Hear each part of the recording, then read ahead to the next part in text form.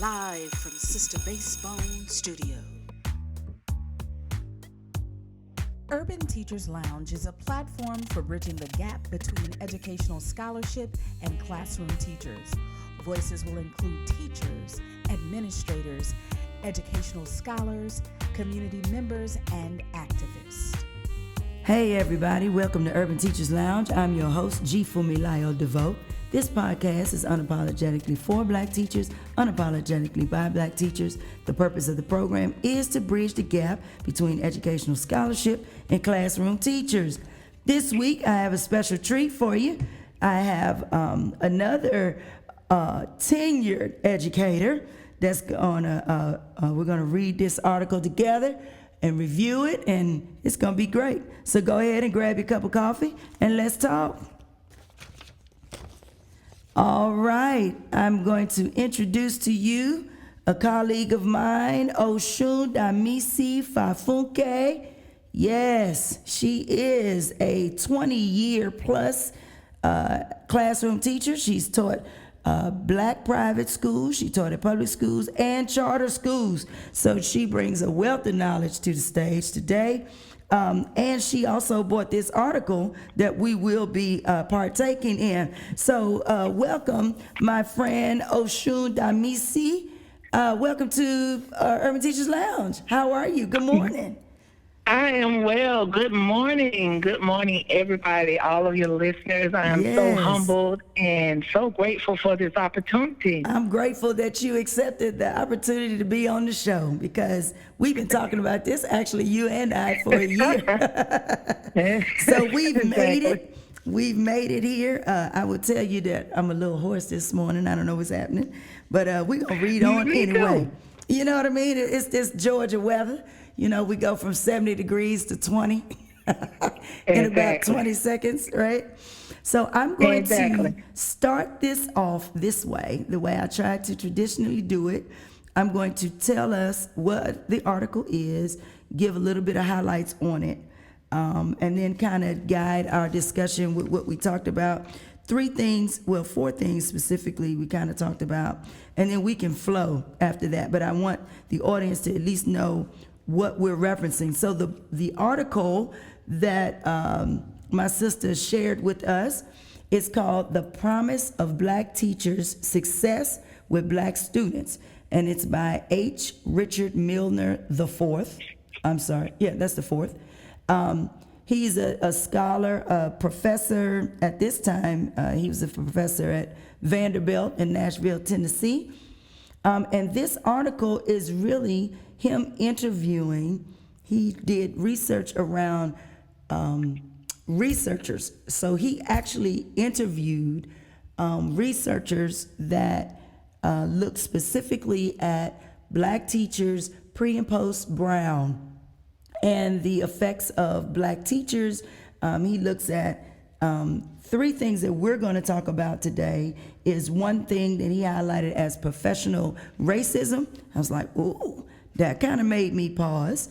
And I'll give you a definition on that one. And then he talked, we're going to look at Black female teachers looking through the lens, of course, of bell hooks. And he's also referring to Michele Foster, which I talk about often in my podcast.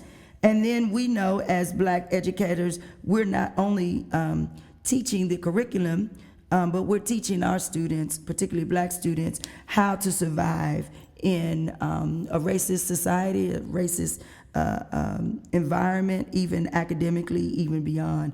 So we're going to look at that, those three things specifically, and then at the end, I'll try to remember the very end of the article, he listed 6 things, I believe it was, that he thinks is necessary for all teachers that teach Black children and all teachers that teach children, period, that is necessary specifically when teaching children of color. So I leave that there. Let's get that definition. He quoted, and then I'm gonna let you go. He quoted, let's see, where is it? Page professional, 90. Page 90, right, I had to write it down. So on page 90, he quoted Gay, another scholar from their 2000 work, professional racism. And so the definition that he provides for us is by underscoring the need for more teachers of color, the need for more Latino, Asian, Native, and African American teachers in U.S. schools is unquestionable. But to make improving the achievement of students of color contingent upon fulfilling their needs is based on a very fallacious, is that right? Fallacious, look, why can't I read early in the morning? And dangerous assumption. It presumes that membership in an ethnic group is necessary or sufficient to enable teachers to do culturally competent pedagogy. This is ludicrous. And assuming that one automatically knows how to teach English to others simply because one is a native speaker. Go ahead and talk on that one right there. Because that's where you wanted to land, right there. Right there. So I agree with this statement because, as I was stating earlier, it's making an assumption that it's just like I referenced Barack Obama, and I love the Obama entire family, but to make an assumption that Barack Obama would be an effective president for black people because he's black, or that he's going to do all of the things necessary to push black people forward because he's black. It's the same thing as saying that for black students we need more black teachers, or et cetera. There's an assumption, because what I would assert here is that not every black teacher is prepared, whether in their education preparation program or what they learned at home or their life experience. Not every black teacher is prepared or equipped to deal with some of the things that African American or black, and I like that. For me, I use the term black, if that's okay. Yes. If they're not always prepared to what black students bring to the classroom. Them being black, we can't make that assumption that there's an automatic connect there. Right. Because even in the article, even if you go down, the reason why he said that his goal is not to highlight professional racism or to even tackle that topic is because it's a huge range of, he's saying that there's a huge range of diversity within groups of black teachers, and you can't oversimplify the characteristics of any group of teachers, just like you can't oversimplify a group of black students as well. And so I like the fact that you used that word oversimplify. Two things. One, to suggest that, to suggest that black teachers, just because you're black, you're Superman, to expect you to be Superman and handle all of the intersections of the student's experience. One, to expect that just because students are in your classroom and you work in a specific neighborhood or a specific area, you make the assumption that these kids can't do. It's so complex in how we look at teachers, how we look at students, and how we meet and marriage that effectively for teaching and learning. So I think that when we say about a couple of things. One, all black teachers, like you said, don't have the same understanding, the same experience that our black students have. We have a lot of things to contend with nowadays, and if we just let's look at black people just in general. There are levels of black people's experience, from being filthy rich to being upper middle class to being lower middle class to be, low or upper poverty, low poverty, and the range from an economic perspective. We range and vary there. And with those experiences, we bring those experiences into the classroom and may or may not be beneficial to our students. Number two, gender, which we talked about what gender brings to the table. There's a difference between, and it's funny, the gender of black women in the North, the gender of black women in the South, the gender of black men in the North and the South, and looking from that perspective, and how we are socialized within our gender, what our role is, right? And you talked about that as we know, education is a female-dominated, or it's considered women's work, right? So then you take even housing, right? Like, where do you live? How do you live? We take food. How many people do you know, black people, that judge other black people for not being vegetarian, right? Or for not eating organically grown something. So the complexity within our group, if you will, black people, that's complex. And I think that we then need all types of black presence, because we're still trying to say, well, we need this specific kind of teacher for this specific kind of student. And that may or may not be true. And that's what he brings out in this article, is like, how do we know, right? And so, you know, what do you think about even, and I want to bring up one thing. Let's talk about class within black people again. Let's go back. The number of black people that believe that their children should only go to private schools, or their children should only go to a black private school, or their children should only go to public schools, or, you know, as most of the time we make those decisions because that was good for us, right? Is that true? And I like the fact that you bring this breadth. What was your experience as a black teacher in a black private school with other, I'm assuming, black teachers? What is your experience in public schools that serve predominantly black children with predominantly black teachers, maybe administration, and charter? What is that experience? Do you need a different lens to teach in those three areas? Okay, I'm gonna scale this back, and I like what you said, and I'm gonna rephrase it just to make, you know, I like a movement. So yes. There's layers to this black teaching. Yes, ma'am, it is. And so there's layers to this black teaching.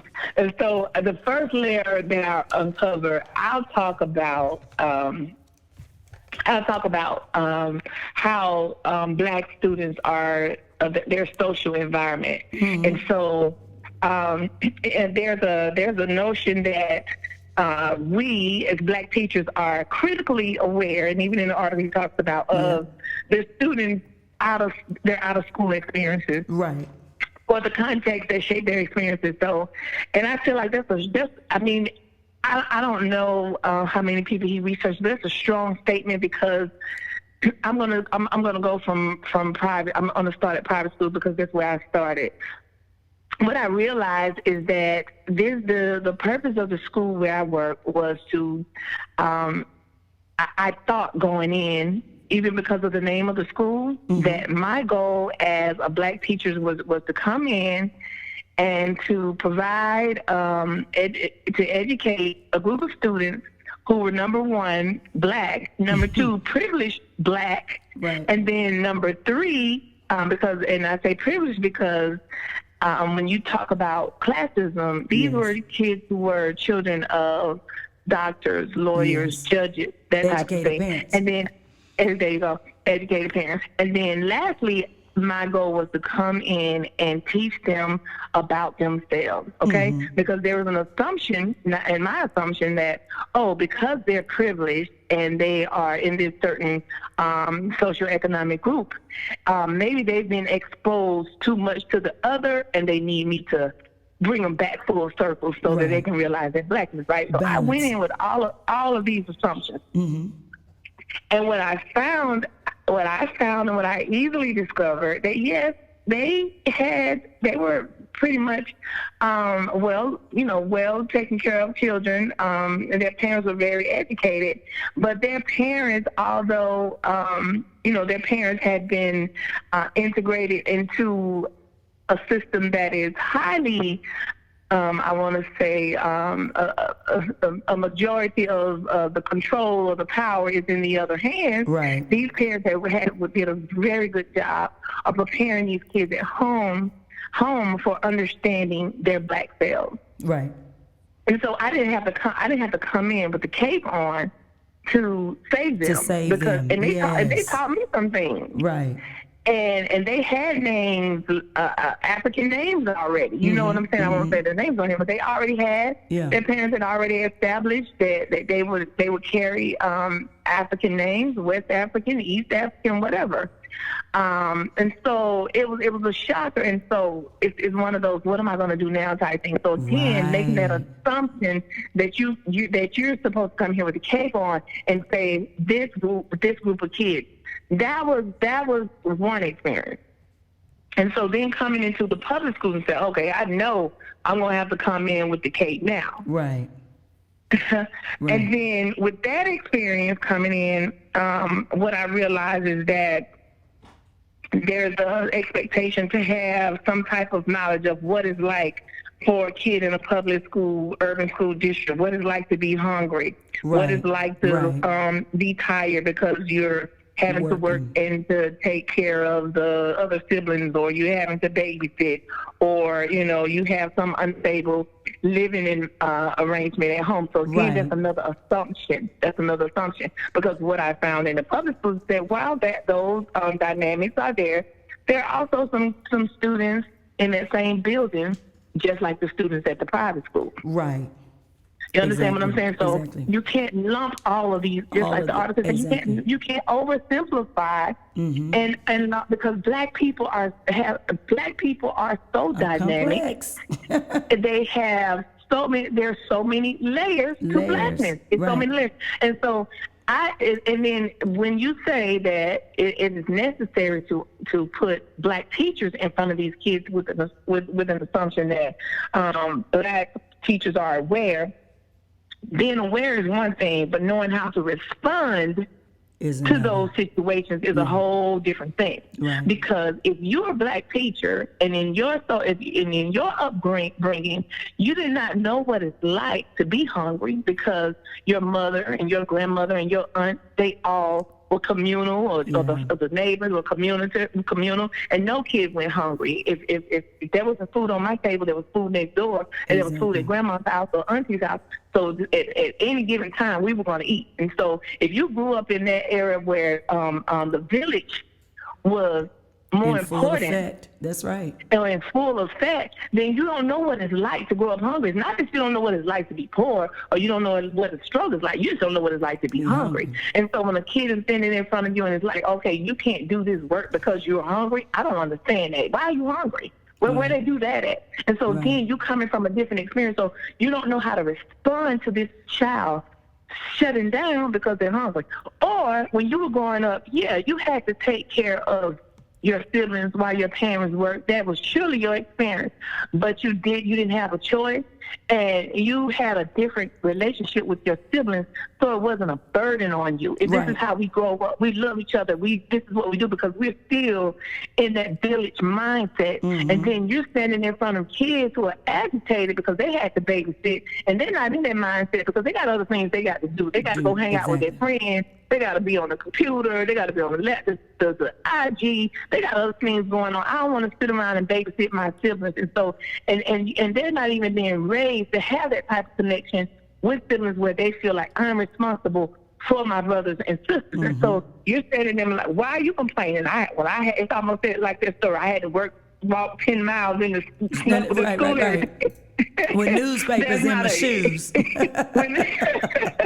So listen. Just because I may be aware as a black teacher doesn't mean I know how to respond. Because again, there's layers to this blackness, and there's layers to the kids' blackness too. So, and then the gender part comes up, and so when he's quoting Hooks, Bell Hooks, and she says that black female teachers carry with them gendered experiences and perspectives that have been historically silent and marginalized in a discourse about teaching and learning. And she said, ultimately, they say that teaching has often been viewed as women's work. Mm-hmm. And black women in their worldview have been left out of this discussion. And she's right, because, you know, when you come from my generation, you watch Little House on the Prairie. Yeah. And yeah, it was a TV show, but Miss Beadle, that was, in America, that was the teacher. Yeah. A white female instructor in front of those kids. That's right. Every single day. And for years in the 20s and going forward, that was the standard for teaching, is that it was the job of the work of the white female exactly. to hold that position. And so, but even still, when it comes down to decisions about the curriculum and what we teach children, even white women did not have a voice in those decisions. Right. About teaching and learning. And so it's a very, very male-dominated business. You Even understand? in women's work. So it's interesting that you bring that point up. Even in what you consider women's work, you also consider that a male knows more than the people that are doing the work. Exactly. And so in English classes, for example, as a woman, a black woman teacher, I have some flexibility because I can definitely, of course we know what the recommended texts are. Mm-hmm. And depends on what type of depends on your layer, right. What layer you're functioning on as a black woman. And the students that are in front of you will determine whether you're going to use that text or how you're going to use it. You know what I mean? There you go. You following me? Yeah. So what happens is, me, this black woman, I'm going to make a decision, and we're gonna resort me to her. Oh yes, okay? We are. And so there's no doubt about it. And then not only that, after we read Zora, I'm gonna start throwing in Alice Walker. Okay. Right. And then we're gonna keep going, and we're gonna do Harry Wilson. We're just gonna keep going, and before you know it, it's gonna be like, okay, I might have to throw. It might be to my. I might have to put Chestnut in there, or I might have to switch this up a little bit, because I might have to put Dyson in there. We might have to do put what I'm saying. So I might have to do this because I want to give them. It's actually called culturally relevant teaching. That's what that's I called. want to make it fair. I want to make it fair. So, but at the end of the day, what I'm saying is you're going to read women authors. And so in the English class, I have a little bit more flexibility, because at least I can introduce not only the female students in the class, but the male students to the black woman's worldview and her perspective.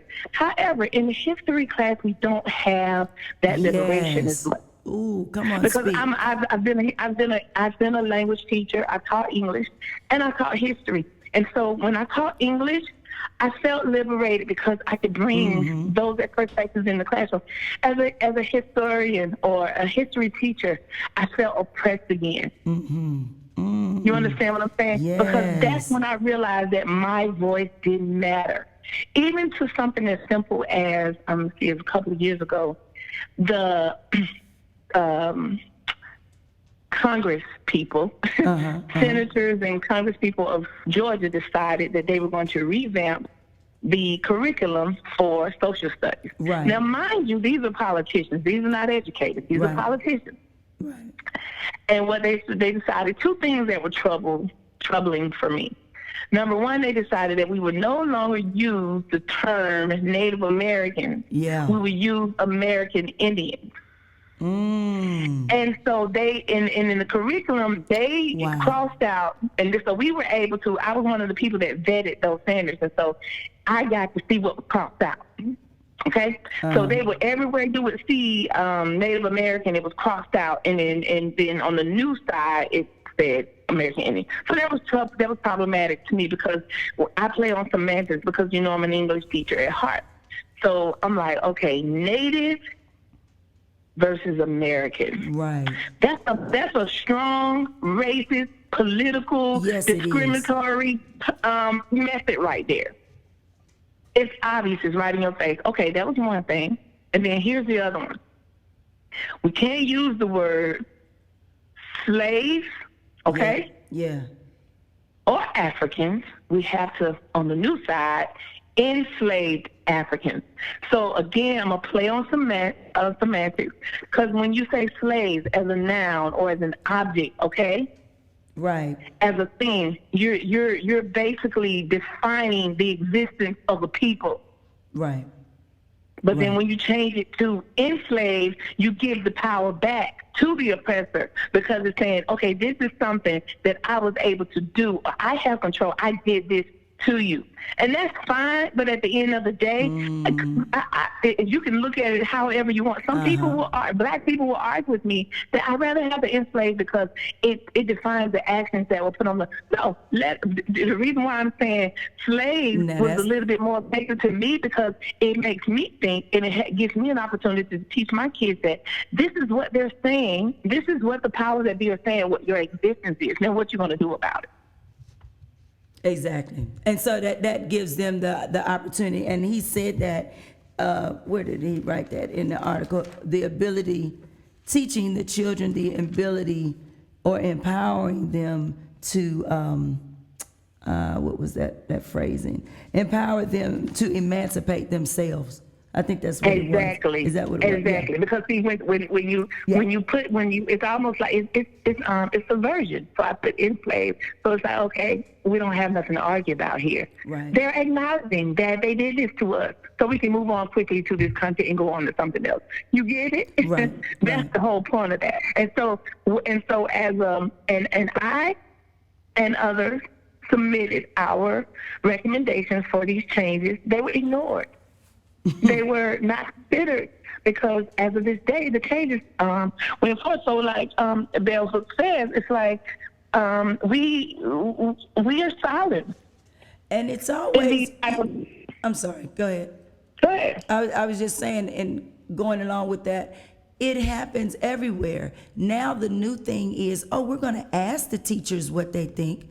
We're going to ask the parents to what they feel about this, that, and the third. But that doesn't mean we're going to do what they're asking. And so now, for me, you're wasting my time. So as a teacher, when you say, and this is beautiful, because even looking at textbooks, so we choose textbooks. First of all, somebody making some money off of this. Second of all, not only are you choosing the textbook, you're choosing the test that goes with it. You're choosing all of the test preparation and blah, blah, blah. But you ask the teacher specifically, do you want to use this book? First of all, you control, let's go back. You control what my choices are. So you put in front of me 4 things or 6 things. Now look through these in 5 minutes, or within your planning period, 1 hour. Look through these and tell me if these would be good for your teaching. I probably need to utilize it a little bit. But even outside of that, even whatever I choose, do you really fully accept why we chose it? Because sometimes it's just like presidents. You choose the best devil that you know.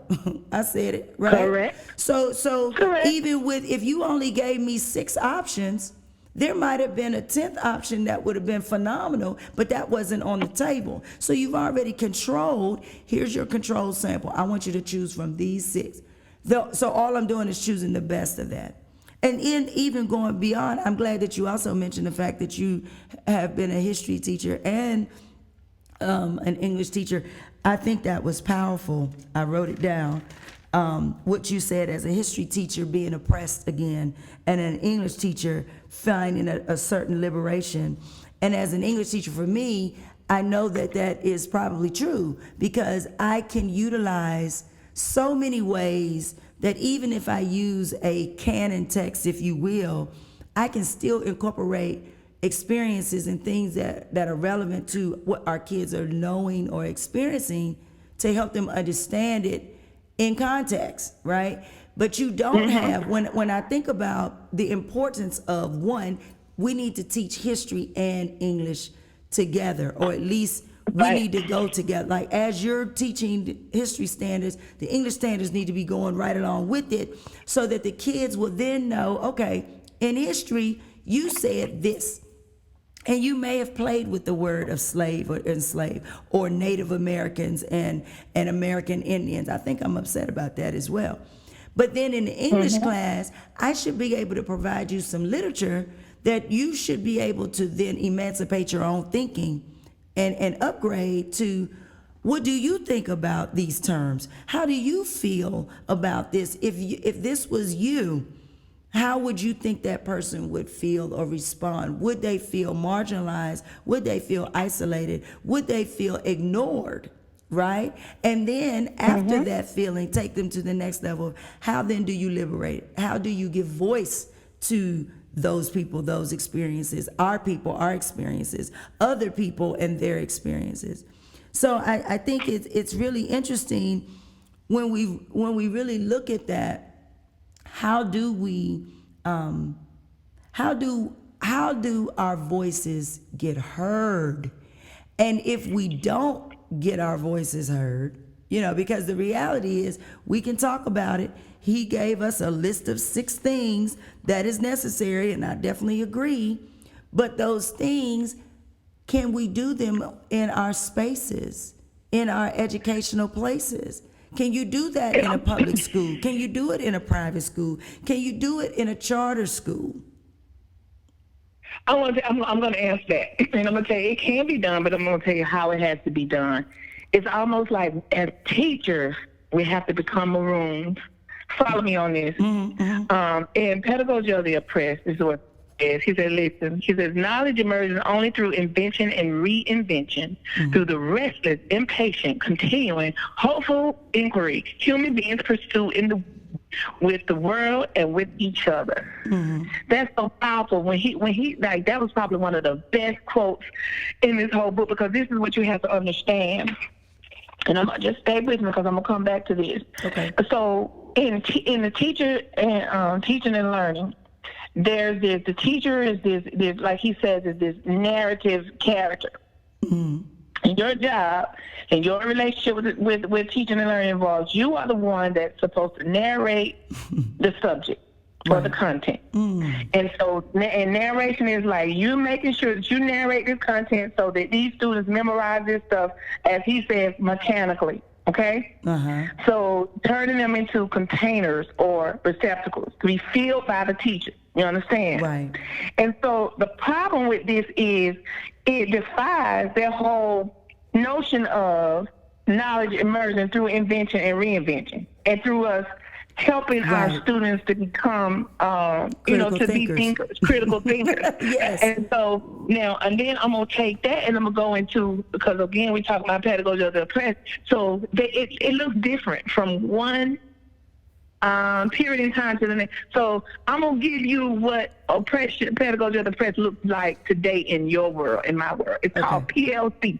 Oh, girl. It's called PLC. Now I'm getting ready to preach. So listen to me now. So let me tell you what PLC do. See, I've been trying to be good on this podcast. And there you go. Disrupting the norm. There you go now. Okay. But listen, you gotta stay with it, because see, this is like the teacher conspiracy theory. Yes. So I just do not believe that PLC is some type of organic invention that says, wow, this is gonna help teachers work together to improve learning for students. I think PLC is a modern day conspiracy to make sure that you're not creative, and that you cannot give your students rich experiences, and that you cannot stretch their thinking. That's what it is, because guess what the PLC does? The PLC prevents the English and the history teacher from even planning together. Because guess what you got to do in the PLC? You got to plan with your kind. Stick with your kind. So now I'm going to segregate the teachers. Yeah, but you ain't hearing me though, so I'm hearing you, girl. Because oh wow, you opened the door on that one. And that's been so look, even going back to the article, he says the part about I just lost it. Oh, about how we train teachers.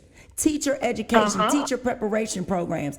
Again, this has been my argument for the last couple of years. You don't want critically thinking teachers.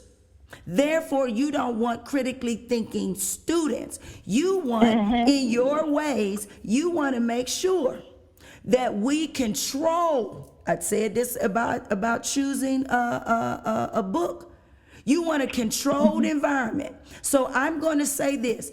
You got these 6 things, and then you get to choose. I remember when my daughter was 2 or 3, and I remember reading this book. What was the name of this? Well, I read it before she was born, but there was this book called Teaching with Love and Logic, right? I love that. Parenting. It's called Parenting with Love and Logic.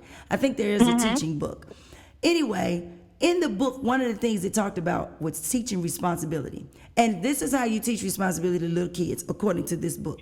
And now I'm looking at it entirely different. But it said you give the kids 2 or 3 things that you're okay with. You can wear this, or this. And then you say what? Choose. Did I allow that child to make a decision based on what? My control, right? There you go. So when you talk about the classroom, if I tell kids, you can choose from this book, then they still choose so-called, but are they really choosing? Right? They're not choosing. It's not. So take it to teachers. You're not thinking for. So now you have teachers. You put me in a group, and you say, guess what? You need to do this, and this. We have yet to consider crossing the aisle, talking to our fellow history teachers. I get more juice talking to y'all because I love talking to you all because I think I was a humanities major in college. So I automatically look and consider history. I consider politics and literature all together to create my own thinking, critical thinking and processing. We're not teaching that to kids. We don't want to teach that to kids. You're not allowing teachers to teach it. And the new, I would contend that the new teachers that you're putting out, you're doing the same thing to those teachers that you're doing to the students. Here's the stuff I want you to learn, and this is what I want you to teach. They call it scripted learning, scripted teaching. And at 10:03, when I come in your classroom, I want you to be at 10:03. According to the paper, it said at 10:03, this is where you're going to be. I've been arguing that point since my children were in elementary school because it's a problem. It does not allow for students and life and experiences and other things that happen in the classroom. Or, the kid actually had an idea, or the bell went off. It was aha moment in their head, and they want to share that experience. You didn't make allowances for that because at 10:03, I was supposed to be here. So the fact that you, and I'm gonna share with you. We got something we call in the higher education work called action research. Yes.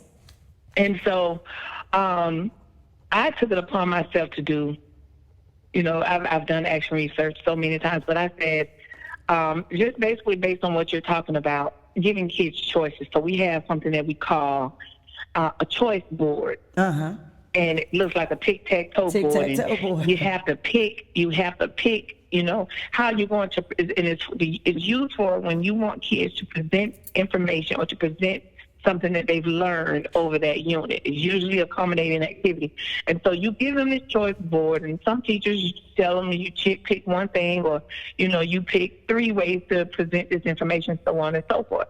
And so, and you have, because it's supposed to be differentiated, you're supposed to have something very easy and simple for the kids who you assume can't do it, or can't do anything else. And then you have, who you assume, and then something real outlandish for the kids who you think who have, this great artistic expression, and not autistic, but artistic, because I know I am a Southern girl, and people, but anyway. So you have that choice board out there. And so I noticed that the kids are automatically going to go to something like, I'm going to write a paragraph. I'm just going to list some bullets, because that's easy, and it doesn't require a lot of thinking.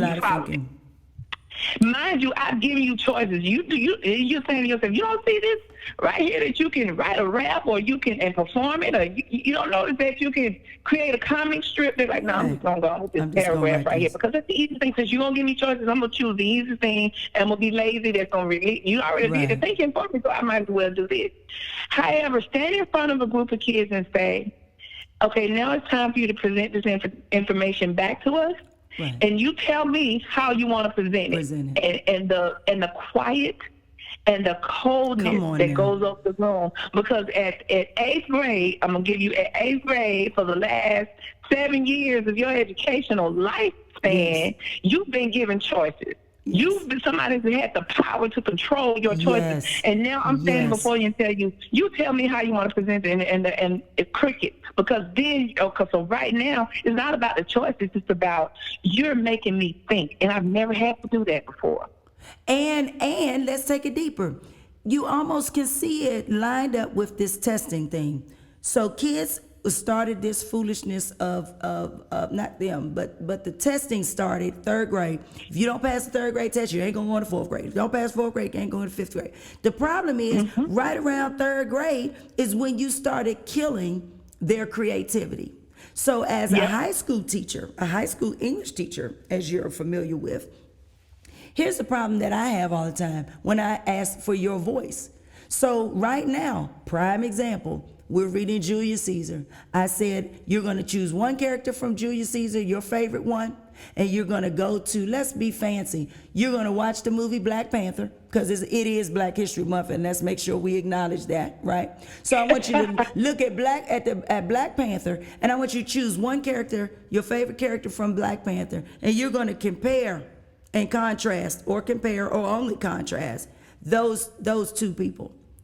Do you know every time you ask them to think, they're like, "Ooh, that's," and then they're like, "Oh," and it's like, and I have to literally year after year, I have to give children permission to speak, and listen to what I'm saying when I say I have to give you permission to speak, to think, because we have said in a high school level for 10 years, for 12 years, no, you can't think. You're not qualified to have a thought of your own. You're not qualified to and they talked about that in this book, in this article. Even with teachers, teachers not being qualified to do whatever. So this is the reason why we can't recruit and retain teachers. So this is the same thing that we're teaching to our kids, that you're not qualified to think, so I'm going to think for you. And then the problem comes, if you don't tell them, they freak out. So now the kids are like, so I asked my kids last year, this is very, very true. At the end of the semester, first semester, I asked my students, I said, here's your final exam. Blew them away. I was excited when I came up with it because I thought it was a great idea. I said, I want you to write 2-page reflection of what you learned this semester. 2-page reflection. Now, I helped them out. I did scaffold this learning a little bit. I just wrote out an outline. These are the things that we covered. You have your composition book. You can look through whatever, but these are the things you covered. If I tell you that I had seniors that were stressing for 15 plus minutes because they didn't know what I wanted. I said, baby, what did you learn? And then they're like, well, I didn't learn anything. Okay, well, write that down. Tell me why you didn't learn anything. The fact that you can't even articulate, if you say I didn't learn anything, then tell me what you didn't learn, what you would have wanted to learn. But we have crippled them. And so now it's moving up into the teacher realm where teachers are, when I think about my own creativity in the classroom, and I say I want to teach the Black Panther, and you tell me, well, make sure you got some questions for them to answer while they watching it. What? Make sure that they, because you can't show the whole movie. Well, how they going to get the lesson if they don't watch the whole movie? Exactly. You need the beginning, middle, and end. You need to understand why Killmonger was upset with Black people, which takes us back to our original conversation, how we as Black people are different. And it's okay. And then the other thing is, again, it goes back to I'm bringing this back to the oppressed, pedagogy of the oppressed. Yes. You have to understand that we have something called media literacy. Okay? Mm-hmm. So a movie, if my kids can spend 6 hours reading a novel, why can't they spend 1 hour watching media literacy? Like, because it's still text. A video, a movie, that's text. You understand what I'm saying? So again, if you as the powers that be don't understand that because you didn't allow my voice to be heard when this curriculum or when these lessons were established, then then you have already did a disservice to my students that I'm trying to teach this life lesson too. You understand? Right. And so I'm saying that to say, at some point, I'm not saying you can't do it each and every time. So the answer to the question, what do we do? Unfortunately, during that 8-hour day, it's very little that we can do. Yeah. And the unique thing about teachers is that we're teachers 24 hours a day. We're teachers to our own kids. We're teachers to our friends to the point that they don't even want to answer our phone calls no more. Right. We're teachers to the people at the bar. You understand? Right. At the restaurant. That's what we do 24 hours a day. Yeah. So when the opportunity persists itself outside or presents itself outside of those 8 hours, sometimes the English and the history teacher has to find time to sit down and say, or even if it's passing in the hallway, whatever it is, hey, send me this and let me send you this and let's see how we can do this together. So we may not be able to sit down in a PLC and plan this together, but we can plan it outside of that space and we can still accomplish this goal. That's one thing. The other thing is we have to be social advocates. We have to be social advocates within the classroom because sometimes you have to stand up and take a chance, and sometimes you have to make a statement. And I tell you, I like storytelling. I'm gonna tell you a story. I'm always that one that says, you know what? If you say this is right, I'm gonna prove that it's wrong. Right. So there was this whole thing about, and I'm in a black school, so there's this whole thing about privilege. Mm-hmm. And so, in this school, the way the school was set up, seriously, we had a academy called Law and Government. Mm-hmm. We had health sciences, and we had math and sciences. Mm-hmm. The students on Law and Government hallway were your students who were performing. They were marginal performers or performing below grade level. Mm-hmm. Go figure. And it just so happened to be called Law and Government. So what are we setting up here? Like a prison, school prison pilot. So all those kids on the Law and Government.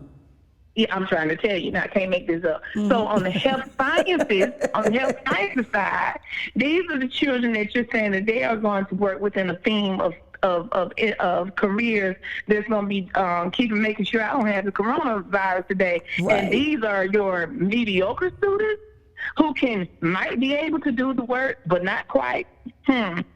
I'm not going to do anything to offend doctors and nurses today, so I'm going to keep it going.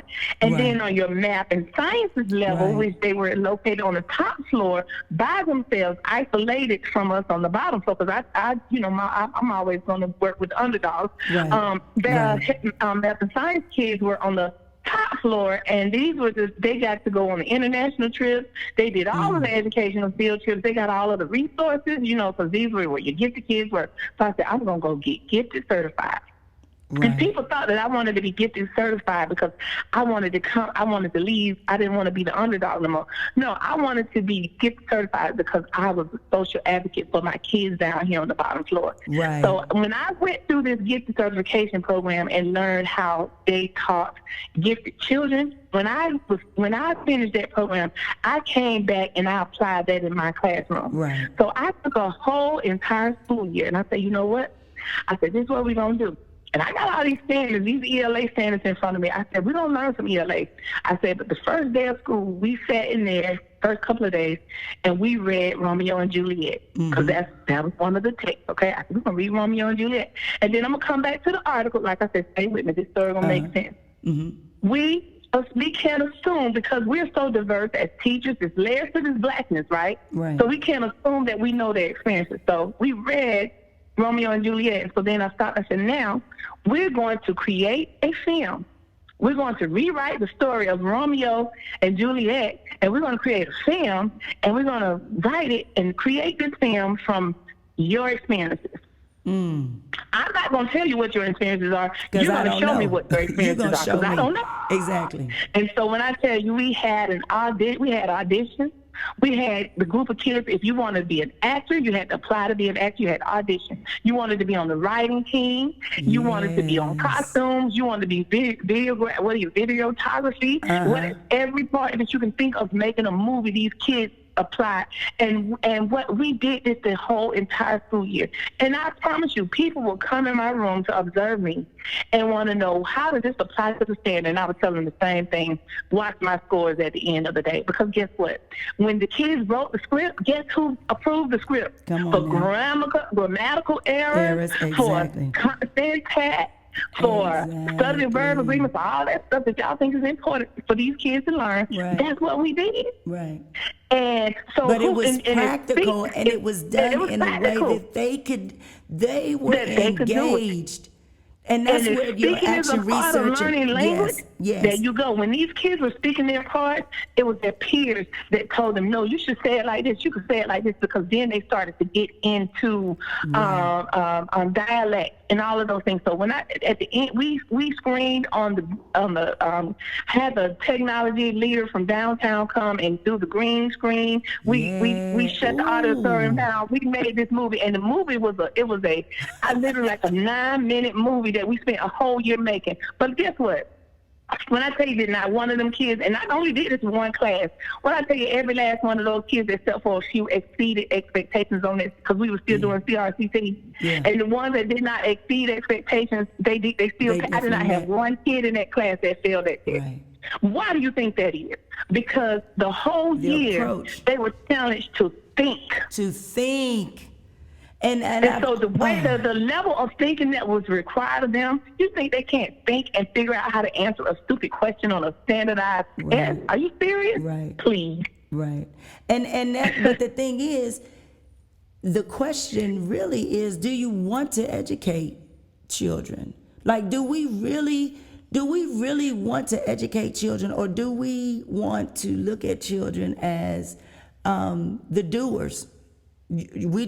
So I'm noticing, I didn't mention this earlier, but even within intersectionality, that's also include age. So right now, we're living in a time where you have baby boomers, you have Gen X, you have millennials, and you have Zs, all in the same space, bouncing off of each other, trying to figure out how to learn, how to teach, how to grow together. And so you have baby boomers that come from an experience that's completely different from Gen X, which is completely different from, and of course there's some crossover, but even that experience, like as Gen X, I think I've read somewhere that we are probably the most disadvantaged group, generation, because we got hit with the recession. We've gotten hit every time we try to move forward. We've been hit. We went to college. Now we got student debt out of this world. We've never made the money that you said I was going to make with all these degrees. And then you think about these Generation Z kids that we're teaching right now. These kids are smart. So they're looking at you like, but you got all that education, and look what you got. And look where you work. And let's take it a little deeper. How many, when you talk about the privilege within the building, let's talk about how many times I have been approached by students that say, why you work with us bad kids? I'm sorry, what? Why you work over in this neighborhood? I'm sorry, what? Are you serious? The fact that we've groomed you, because I'm talking about high school kids at this moment, the fact that we've groomed you to think that you're not even worthy of a teacher to stand before you and genuinely want the best for you, want you to think, want you to go beyond graduation, to graduation and beyond. The fact that you don't even think you're worthy of that, that's a problem. And that goes back to even the title, Pedagogy of the Oppressed. How do we teach them? How do we socialize them to maintain their oppression? Because if you're telling me you're doing wordplay in the history book, the same history book that you're teaching to these students, then we already know that you started from the seed. And you should not be shocked that in high school I'm fighting kids. I don't mean to interrupt you, but I don't want you to lose that thought, because I'm going to tell you, talking about these different generational, these different generational groups, and it's like a psych ward with all of us in there together. Because whether we're in there physically or we have influence from the outside, because I'm going to explain that to you, because you got to think about us. Our generation, when we came about, and what our parents taught us, the latchkey kids, and you're going to have to be self-sufficient, independent, 3 times better. And your best way out of this poverty is going for you to get a good education and to get, a professional career. And we believe that, and we subscribe to that, and that's why who we are today. And at that time, even though I'm not saying that there were not any racist or discriminatory practice or beliefs about the education system when it came to black teachers and black students and so forth, but what I'm saying is, at the most part, at the core, education and the teacher was valued somewhat. Now, which teachers were valued, black, white, we can get into that any time, but I'm just saying, at least at some point, that kids grew up believing that when you went to school, your favorite, that person wearing that cape, is that teacher. That's who's going to get you out of this situation you're in. Right. That's and right. then you got to think about the kids that we're teaching now. Their parents have been systematically programmed that teachers are public enemy number one. And everything you do is in opposition to what that teacher's doing. Exactly. If I say my child can have a cell phone, that teacher says you don't need a cell phone because you need to learn, because with the way they grew up, education was key. The teacher is the devil. Exactly. And you don't listen to that teacher, and that teacher can't tell you nothing. And if she does tell you something, I'm coming up to that school, and it's going to be a problem. You understand what I'm saying? And the same thing, you're right. You're so right. You're just so right. It's the truth. Because the generation of students that we're teaching, their parents don't value teachers. I'm not going to say they're not valuing education, because that's not fair. Right. I'm sure I want their kids to be educated, but they don't value the teaching profession. And because that's the teacher, because you of the just systemic ways. You're just another N-word. Right. I've heard a parent say, I make more money than you driving trucks. You know, blah, blah, blah, blah, blah. So they don't look at us as noble service people anymore. Yeah. Right.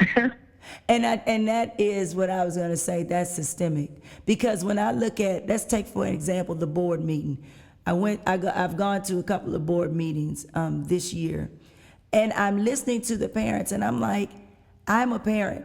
Number one, first and foremost, I'm a parent, so I make sure that I treat my students the way I would want a teacher to treat my kids, right? So that always plays in my head. But to listen to the parents and the depth that they go through to be played, like you have not talked again. You haven't talked to teachers. You don't value what teachers are saying to understand the system that is being played with you.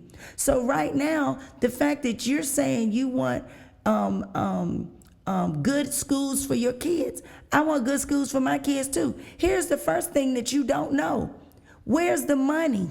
Because they keep taking money out of these very schools. If you don't put no money into it, it's not going to be successful. You're making it more difficult for teachers. I keep arguing this point. If you know for a fact that children cannot read, why don't we have an effective reading program in place? Why don't we spend the money on it? Oh, we don't have the money to spend on it. Oh, because the money was taken and re-budgeted, reaccounted for something else. So again, you're strategically and systemically taking what is necessary out. And so if we continue to demonize, what my research is showing me is teachers went from being professionals to being workers. So you look at me, you no longer look at me as a professional. You look at me as an educational worker. I'm going to give you this script. You go in here and you read this script. You don't veer from this script. You make the kids do this. You make them do it. And if you don't get those kids to do what we're saying is going to work, because we know it works. How do you know it works? What research did you consider? Who did you talk to? Who did the research? And what were the assumptions going in, right? So if this is goes back to, you said it earlier, the conspiracy against teachers. I got a whole book over here that's talking about, I'm looking around to see where the title is. Is this it? I got a whole book over here that talks about the globalized system against teachers. Or global. It's a real thing. It's a real thing. And what I wish and if I had to put a call out or cry out to parents today, and if I had to give them some advice on how to make sure that their kids have the best education ever, it's not about, if your child have a notebook or he brings his pencil every day or all of that is, that's nice too. But the best thing that you can do as a parent today to ensure that your child has a great education is to develop a healthy relationship with your child's teacher, whether it's in person, whether it's over the phone. When you know that you can make a difference when a parent can call you and say, hey, you know what? So-and-so did this at home yesterday, and this is how I dealt with it. I'm just letting you know, because when so-and-so comes to school, so-and-so may carry that to school with them. And by the way, and if there's anything, Village, that you want to add to what I did, feel free to do that. And so when you lend that to me, then what we're doing is we're working together to help this child be more successful. Because I'm going to go back to like what the article says. It says, we cannot focus all our attention on recruiting black teachers, but must refocus our attention on how teachers are educated. Because you keep talking about education and educational prep. So let me tell you something. See, again, here I go with my teacher conspiracy stuff. It's designed because, see, when you go through these education programs, you're required to take things, because now I'm about to get into mental health. You're required to take so many psychology classes.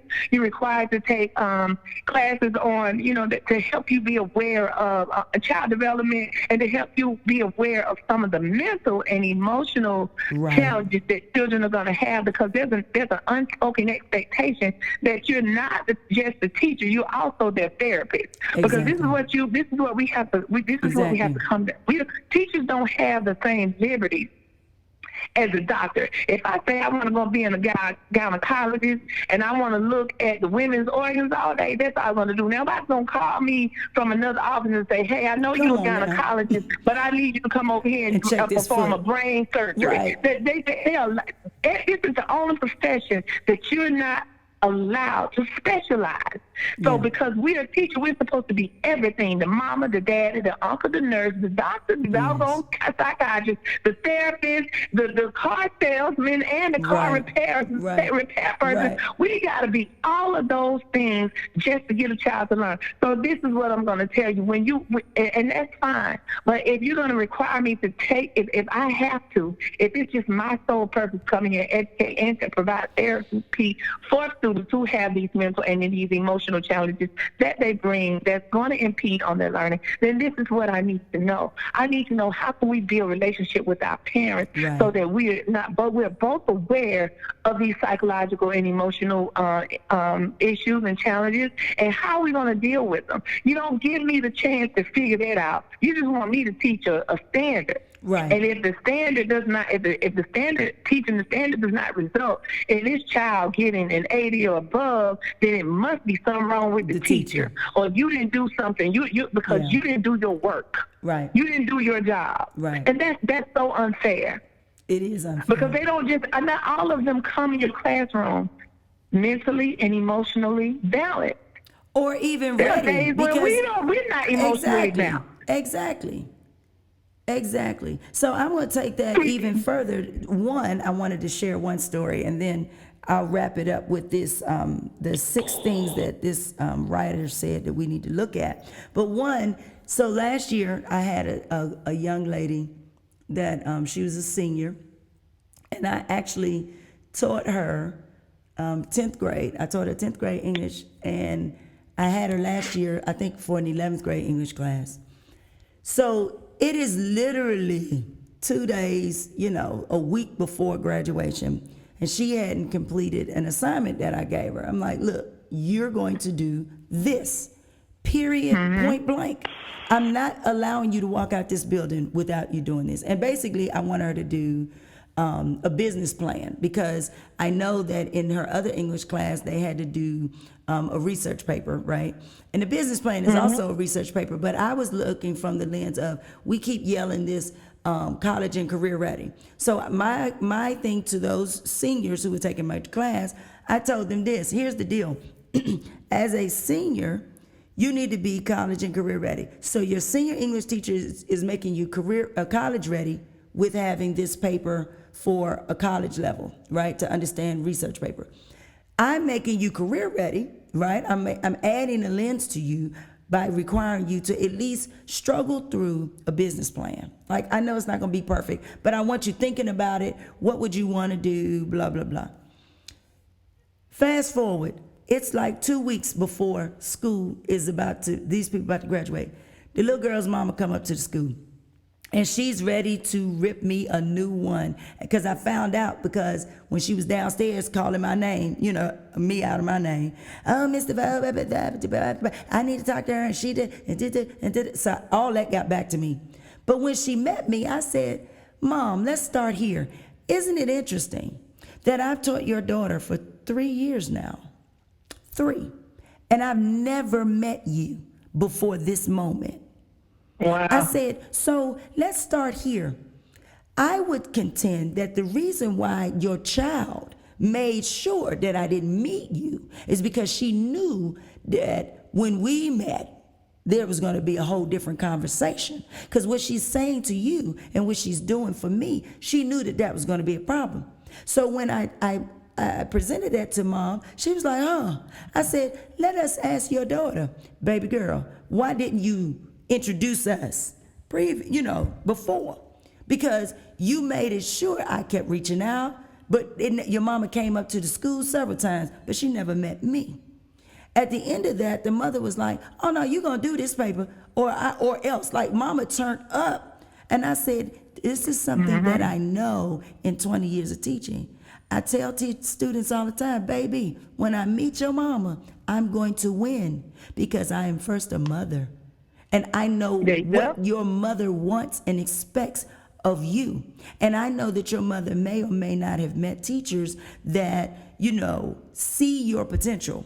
To say it nicely. Your mother may not have met teachers like that. So your mother may not want to meet different teachers. However, your mama ain't met me. So with that said, if we could, as you said, and I like this, and I think when I publish this podcast, I want to promote it to parents, because I think it is indeed necessary that parents understand teachers are not the enemy. That's right. We are not the enemy. Now, we might not do things the way you want us to, because we're different. All of us everybody's different. Teachers teach differently. I believe that the kids that I have are the kids I'm supposed to have. And the way that I teach is the way that they need for me to teach. But in other classes, they might need something else. But parents need to also be open. I think they should consider being a little more open with teachers. Think about it from this perspective, and then I'm gonna read these last things and we can wrap it up.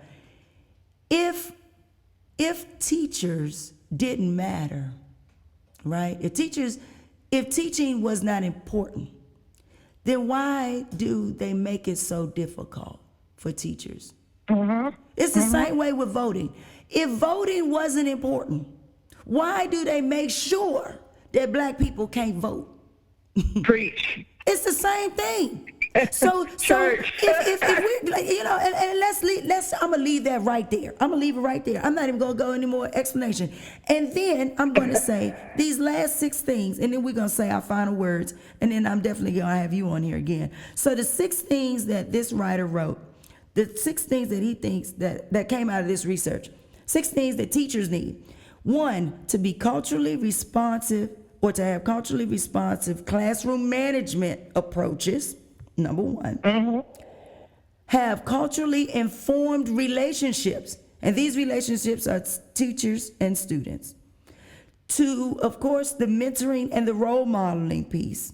Role model for students to see. You can't expect black teachers you can't expect people to be a teacher. You can't expect black students to become black teachers if they've never seen them, right?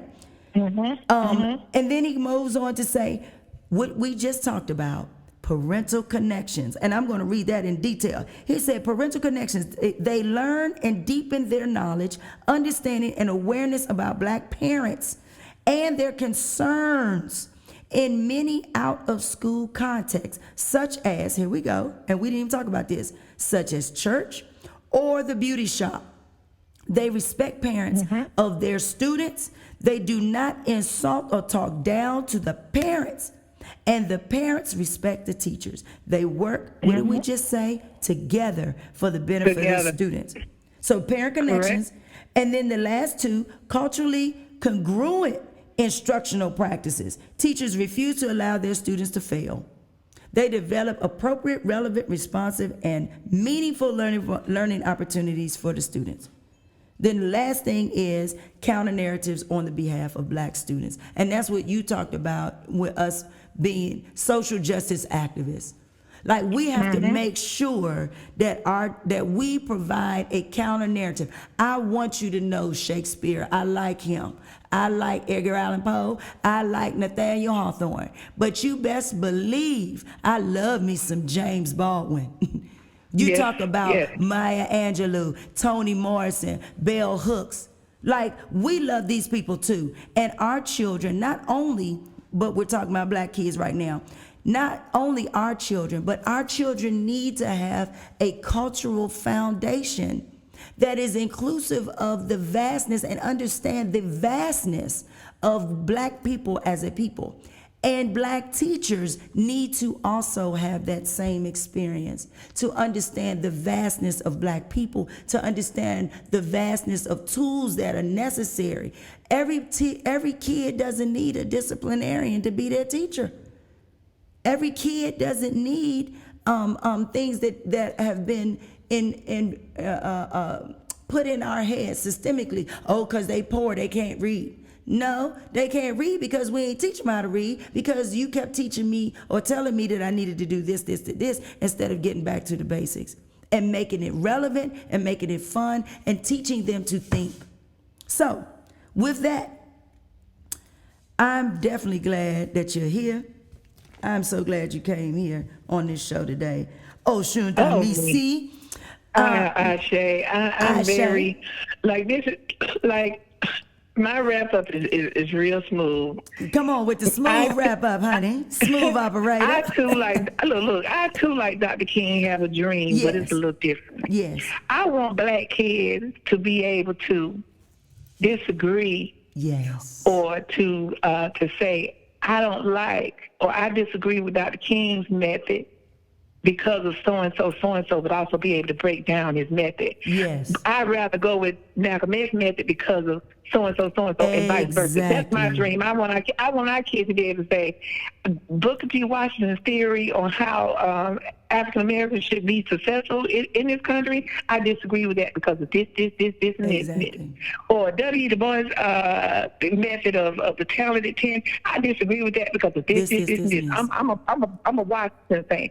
I have a dream that our kids will be able to, not just those specific texts, but any text or any historical concept, break it down and say, I agree or I disagree with it because, first and foremost, I understand it. And it's just, that's what the kids say. That's not me. That's my dream. And then secondly, I'll wrap up and say, and this is just a challenge to parents and teachers, is that we have to, and for black students, we have to create, the teaching and learning has to be a village.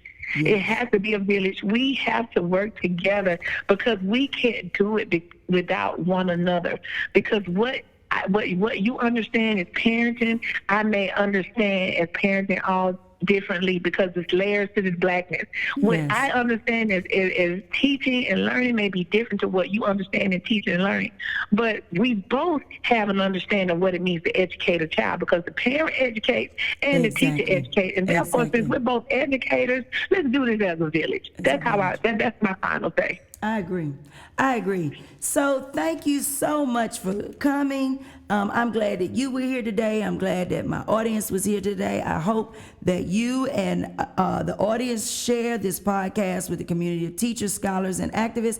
And today, I'm definitely going to say we need to make sure that we add some of this and share this to parents. We need to engage parents. I'd love to hear from the audience. Follow me at Facebook, Instagram, Podomatic, iTunes, Spotify, and YouTube. Let me pause for a minute. Did you have any specific places where you wanted people to follow you, Iya Osundamisi, or are you okay with them following you here on this podcast? They can follow it. They can follow it through you, because I don't have anything deep or serious going on. I don't do IG because I can't figure it out. So, I don't have any, I'm not, I'm still reading and highlighting like printed books and stuff. Look, so am I. So definitely soon come she will have that. But in the meantime, follow me, Facebook, Instagram, Podomatic, iTunes, Spotify, and YouTube. Leave your comments and suggestions. As usual, I will always leave notes to go along with this podcast so that you sorry, I got tongue-tied there. So that you can read further. Until we meet again, peace, power, and progress.